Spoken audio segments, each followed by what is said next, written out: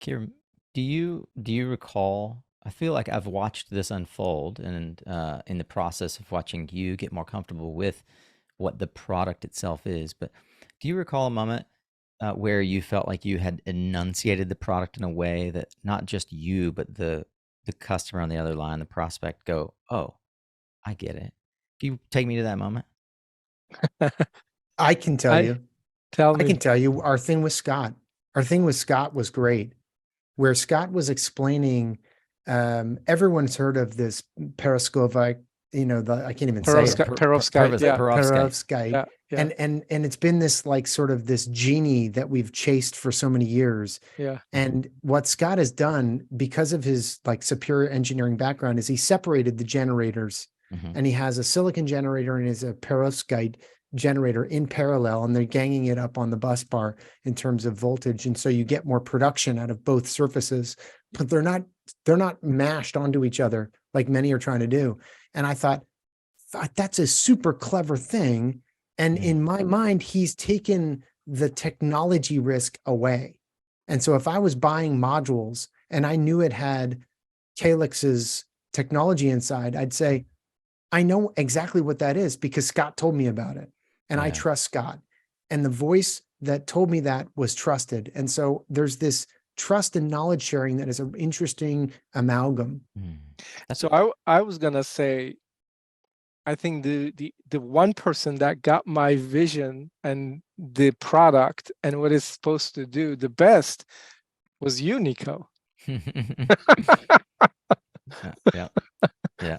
Well, I've been saying that there's a gold mine, a treasure trove of content and data locked inside of the hardest to access minds in a business, the founders and executives who are trying to grow Yeah, the company and don't want to or have the time to take to step back and tell their story. They need customers. But they are willing to spend time with you and me, Karam, because we can give them feedback and insight.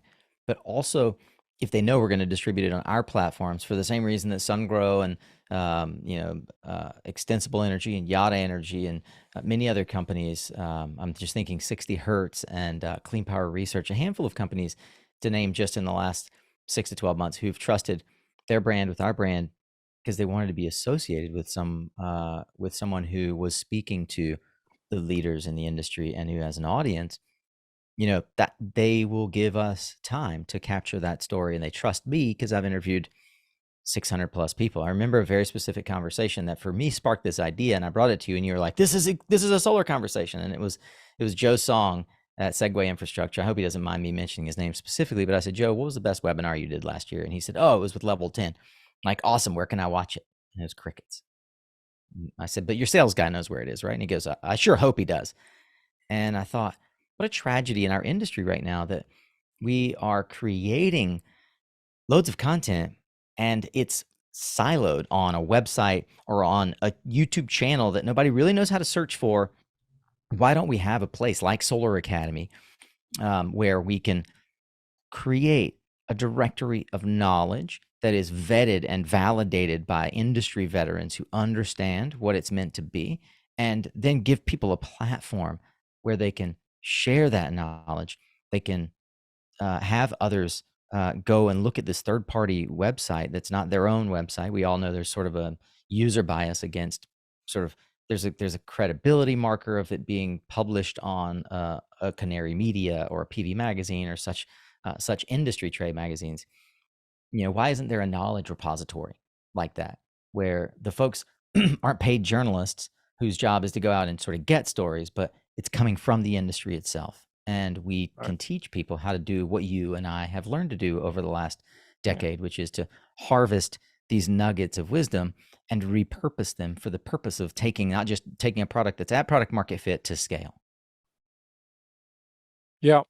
And Mm. also the other element of this is um, we bring the personalities, the people Mhm. up front Yeah. because, and I see this shift happening both in the hiring, the HR world, in the Yeah. process of hiring new employees, but also in sales and marketing, Mhm. where, you know, before going back to when we started Civic Solar, if you wanted to buy solar panels or inverters from a solar distributor, it was almost impossible to. Mm. They didn't have websites, or they Yeah. maybe they did, but they didn't really Yeah. There's list the no web-based products. way to They do it. just Yeah. listed the brands of products they carried. You were lucky if they answered the phone. Yeah. Most of the salespeople were almost like from the 20th century, traveling salespeople, The order takers.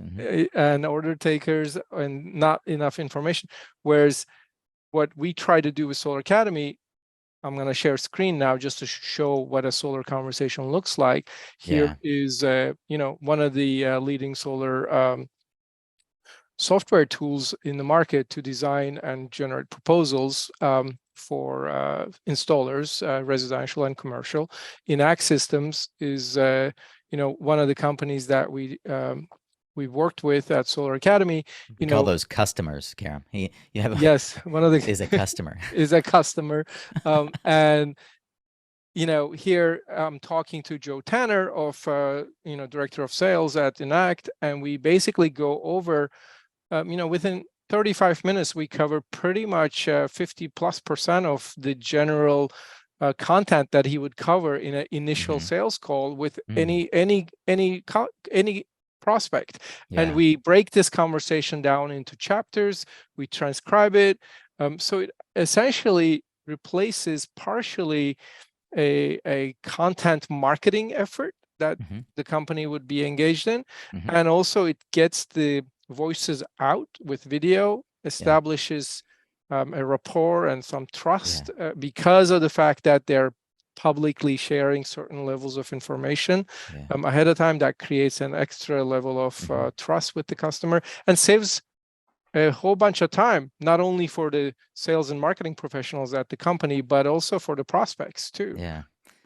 So if you've been thinking about how do I get started with content marketing, you need to be out there. You've heard everyone say video and podcasts are the new case studies, right? They are the way to capture that content, but don't know quite where to start. You don't maybe have an internal marketing manager, or the one that you have is just completely already overworked, or you have hard time getting your executives to sit still long enough for an outside agency who doesn't really understand your product or our industry to capture that story and communicate that essence in some witty blog post.